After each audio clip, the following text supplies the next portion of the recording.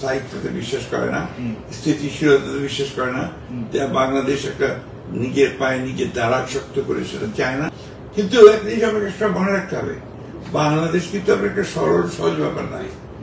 এটা সবসময় একটা জটিলতার মধ্যে পড়েছে, আবদ্ধের মধ্যে পড়েছে, এবং যে কোনো কারণেই হোক আমাদের শত্রুরা তারা বাংলাদেশকে একটা অস্থির অবস্থার মধ্যে রাখতে চেয়েছে। এখন যে প্রবণতাটা, এটা খুব ডেঞ্জারাস।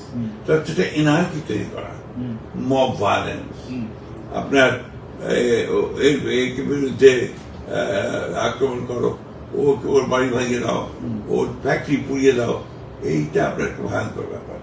এই জিনিসগুলো কিন্তু আগে ছিল না। এটা আপনার এইবারের পরে আমি দেখতে পাচ্ছি যে খুব পরিকল্পিত ভাবে কোন একটা পক্ষ থেকে এই কাজগুলো করানো। কোন পক্ষ থেকে এটা মনে হতে পারে যে এটা মানে এটা আমাকে এই মুহূর্তে আমি নাম বলতে পারবো না, কিন্তু যারা বাংলাদেশের স্থায়িত্বতে বিশ্বাস করে না, স্থিতিশীলতাতে বিশ্বাস করে না, বাংলাদেশ একটা নিজের পায়ে নিজের দাঁড়া শক্ত করে সেটা চায় না, তারা এই অস্থিরতা সৃষ্টি করতে চায়।